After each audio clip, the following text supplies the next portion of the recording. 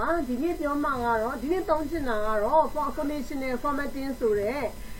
function လေးတစ်ခုကိုသုံးပါပါအဲ့တော့ဒီ function လေးကိုဘယ်လိုသုံးပါလဲဆိုလို့ရှိရင်အခုဆိုရင်နမူနာပြထားတဲ့ဇာတ်လေးရှိပါတယ်ဒီဇာတ်လေးမှာဆိုလို့ရှိရင်ကဏ္ဍလေးတွေရှိတယ်ပေါ့နော်ဒီကဏ္ဍလေးမှာဆိုရင်ဒီမှာဆိုလို့ရှိရင်950 1300ပေါ့နော်အစားကြီးဖြစ်ကဏ္ဍတွေအများကြီးရှိရဲဒါကငကိုထည့်ပြီးသား data လေးပေါ့နော်အဲ့မှာ350ရှိရဲ950ပေါ့နော်850ဒါနဲတာလေးတွေပေါ့နော်ရွှေရဒါပေမဲ့အခုကတော့16ခုပဲဆိုတော့အရန်နဲသေးတဲ့အတွက်ကြောင့်မို့လို့ဒီမှာအခု1000မကျော်တဲ့1000မကျော်တဲ့ခဏန်းတွေနံပါတ်တွေကိုရှာပါရွေးပါဆိုလို့ရှိရင်ကျမတို့ကဒီတိုင်းလေးကြည့်လိုက်တာနဲ့သိရပါတော့ဒါပေမဲ့တကယ်လို့များခဏန်းတွေကများလာခဲ့ပြီနော်ဟို row တွေအရင်များလာခဲ့ပြီဆိုလို့ရှိရင်1000မကျော်တဲ့ကဏ္ဍလေးတွေကိုရွေးရှင်တယ်ဒါမှမဟုတ်လို့ရှိရင်1000ထက်များတော့ရွေးချင်တယ်ဒါမှမဟုတ်1000ပေါ့နော်1000ရှိတဲ့ကဏ္ဍတွေပဲကြည့်ချင်တယ်ပေါ့အဲ့လိုမျိုးဆိုလို့ရှိရင်တော့အယောင်လေးတွေနဲ့ပြထားလို့ရှိရင်တော့ပို့ပြီးရှင်းရှင်းလင်းလင်းမြင်နိုင်တာပေါ့နော်အဲ့တော့ကျမတို့အယောင်လေးတွေလိုက်ထည့်မယ်ပေါ့ပြောချင်တဲ့သဘောကတော့အခုဆိုလို့ရှိရင်ဒီနမူနာအကွက်မှာဆိုရင်1000မကျော်တဲ့ကဏ္ဍတွေကိုအကြောင်လေးနဲ့ပေါ့နော်အနီရောင်လေးနဲ့ရွေးချယ်ပေးပါလို့ဆိုတဲ့ command မျိုးပေါ့ဒါဆိုလို့ရှိရင်ဒီမှာ950ဆို1000မကျော်ဘူး430ဆို1000မကျော်ဒီလိုလေးလိုက်ရှာနေရမှာပေါ့အခုတော့conditional formatting အထက်ကနေပြီးတော့ command လေးတစ်ခုကိုသုံးပြီးတော့အဲ့လိုလိုက်ရှာကြရမလို့ပဲနဲ့ command ကိုပဲသုံးပြီးတော့ကျမတို့ကထည့်ထားပါမယ်နော်အဲ့လိုထည့်ချင်တယ်ဆိုလို့ရှိရင်တော့ကိုထည့်ချင်တဲ့ column အကွက်ပေါ့နော်အခုဆိုလို့ရှိရင်ဒီ column ပေါ့ column လေးကို select လုပ်လိုက်ပါမယ်ပြီးတော့ရင်သူက home tab ထဲမှာပဲရှိတာမို့လို့ home tab ကိုသွားပါမယ်ပြီးလို့ရှိရင် style ဆိုတဲ့အုပ်စုလေးကနေ conditional formatting ဆိုတဲ့ command လေးကိုချက်ယူလိုက်မယ်ပြီးတော့ကျမတို့က rule တစ်ခုကိုသတ်မှတ်ပါပေါ့နော်အဲ့တော့ new rule ကိုတစ်ချက် click လိုက်ပါမယ်ပြီးတော့လို့ရှိရင်ဒီမှာ select a rule type ဆိုတဲ့ခေါင်းစဉ်ရဲ့အောက်မှာ format only cells that contain ဆိုတဲ့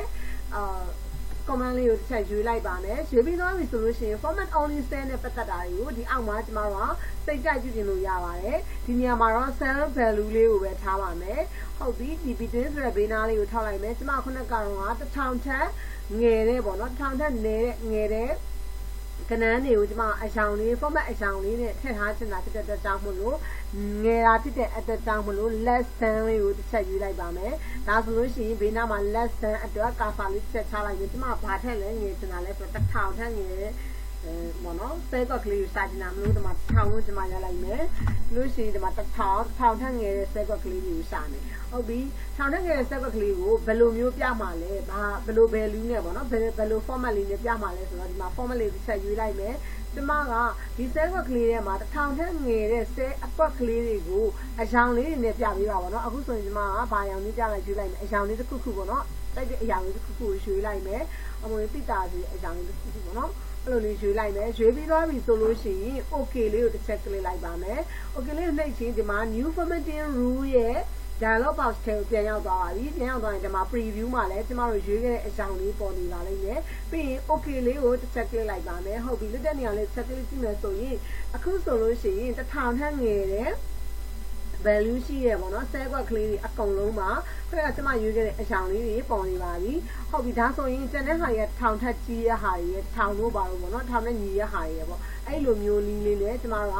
ဒါကို conditional formatting ထဲမှာကျမတို့အယောင်လေးတွေနဲ့ပြန်ပြီးတော့သွားပြီးတော့ format ချပြီးတော့ယူလို့ရှာတာပေါ့နော်တကယ်လို့ကျမတို့ကဒီဟာကိုမလိုချင်တော့ဘူး conditional formatting မှာဒီ rule တွေကိုကျမတို့မလိုချင်တော့ဖြတ်ချင်တယ်ဆိုရင်လည်းအတူတူပါပဲခုနကသွားတဲ့အတိုင်း home နဲ့သွားမယ် conditional formatting နဲ့သွားလိုက်မယ်ကျမတို့ rule အသစ်တယ်ပေါ့နော်ဒီ new rule ကိုနှိပ်ခဲ့တယ်အခုကဖြတ်ချင်တာမလို့ clear rule လေးကိုရွေးလိုက်မယ်ပြီးသွားလို့ရှိရင်ဒီမှာ clear rules from entire sheet ဆိုတာလေးကိုချက်ယူလိုက်မယ်ဒါဆိုလို့ရှိရင်သူက